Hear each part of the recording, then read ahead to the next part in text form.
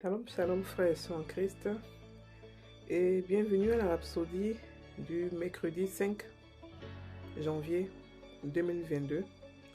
Rhapsodie écrite par le pasteur Christ Oyakilome, et la lecture est offerte par les vérités de l'Évangile.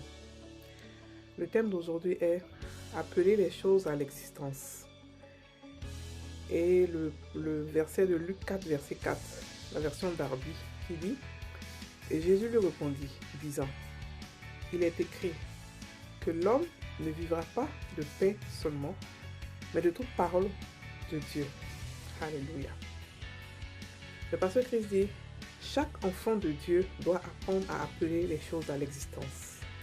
La Bible dit que Dieu appelle les choses qui ne sont point comme si elles étaient. Romains 4, verset 17. De quoi avez-vous besoin dans votre vie? Appelez cela à l'existence. Sinon, ça pourrait ne jamais se réaliser. Mais alors, pour que ce que vous dites par la foi produise des résultats, vous devez être un homme ou une femme de prière. Alléluia. La prière amène votre esprit dans un état où votre communion avec Dieu devient plus réelle et synchronisée. Vous vous synchronisez avec sa volonté et son dessein. Les pensées de Dieu deviennent vos pensées. Ses paroles deviennent vos paroles. Certaines personnes se demandent pourquoi elles citent les Écritures face à l'adversité et rien ne se passe. Ce n'est pas seulement la citation d'une écriture qui produit des résultats. Il faut aligner sa pensée et son cœur avec cette écriture que vous citez. C'est ça qui produit le résultat. Ça fait en sorte que ce que vous dites va bien au-delà de la distance que votre voix peut parcourir. Alléluia. Au moment de la prière, votre pensée soit ouverte, que votre pensée soit ouverte et attentive à Dieu concernant ce qu'il vous dira. Ce qu'il vous dira pourra même ne pas être lié à vos requêtes, mais quoi qu'il dise, c'est ce dont vous avez besoin. Par conséquent, écoutez ses paroles dans votre esprit. C'est sa parole qui a créé le monde entier. Et grâce à sa parole, vous pouvez changer le monde.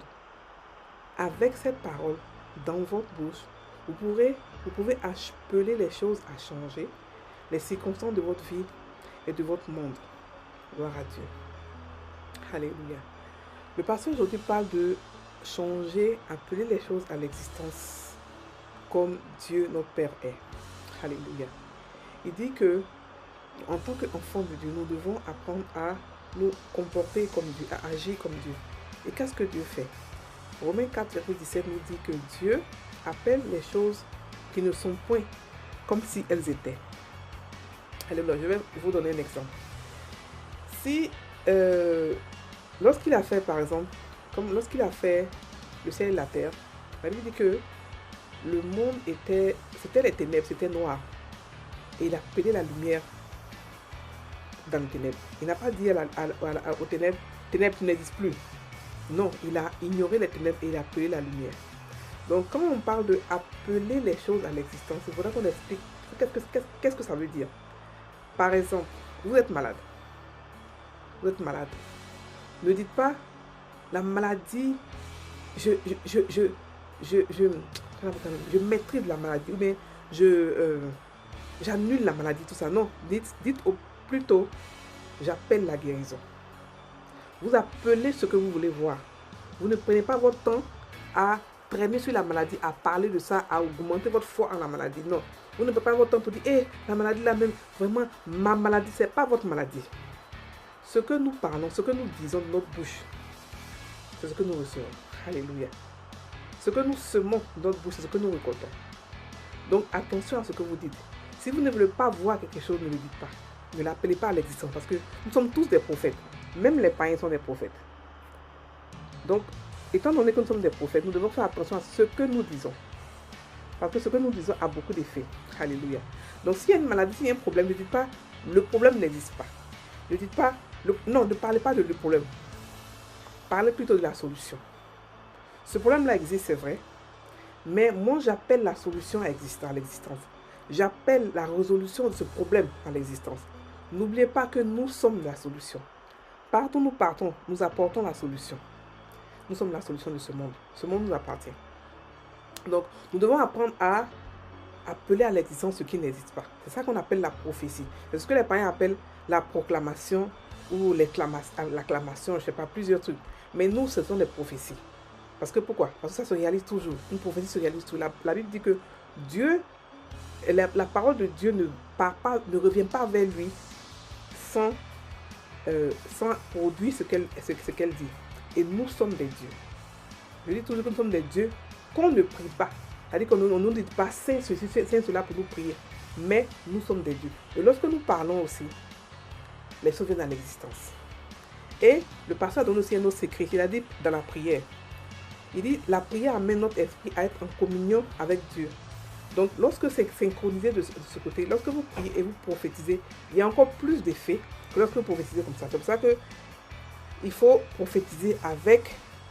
Pendant que vous méditez, vous pouvez prophétiser. Pendant que vous priez, vous pouvez prophétiser. Pendant que vous étudiez la parole, vous pouvez prophétiser. Vous pouvez prophétiser au moment où vous êtes connecté à Dieu. C'est encore plus puissant que prophétiser comme ça, sans prière. C'est ça la différence entre nous et les païens. Les païens prophétisent comme ça, sans être forcément dans la prière. Ce qu'ils font, ce qu'ils disent se réalise, mais ça prend plus de temps. Mais nous, en tant que chrétiens, lorsque nous prophétisons pendant la prière, lorsque nous prophétisons pendant la méditation, ou pendant que nous sommes connectés à Dieu, l'effet est plus rapide. Alléluia. Le résultat est plus rapide.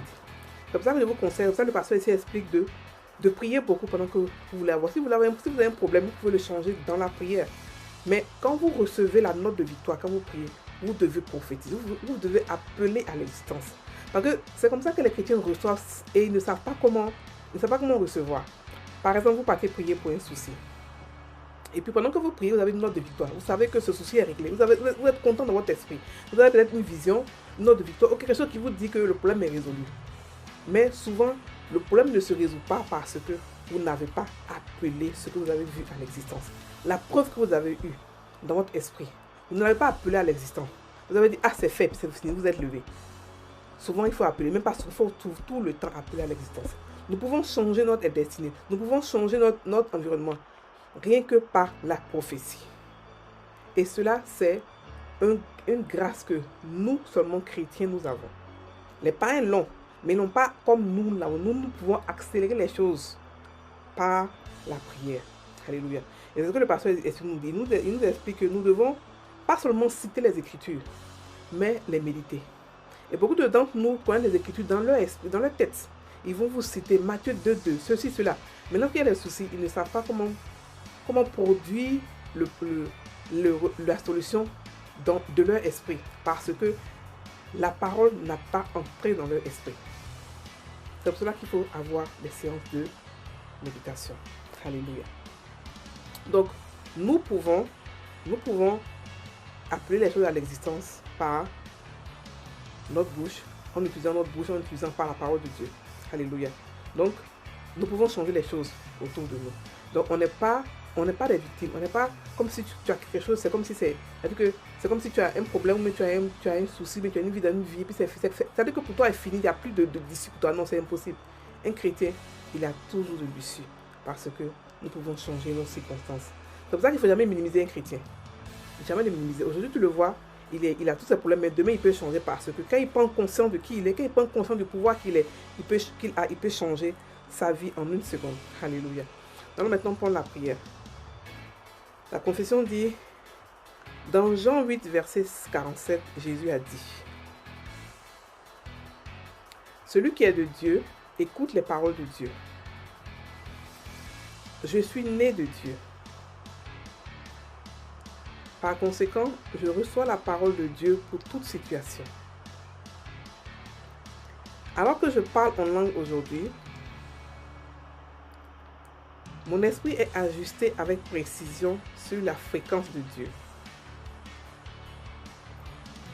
Et je reçois la parole dont j'ai besoin pour le changement. Je marche dans la prospérité, la victoire. Je marche dans la force et la santé. Je déclare au nom du Seigneur Jésus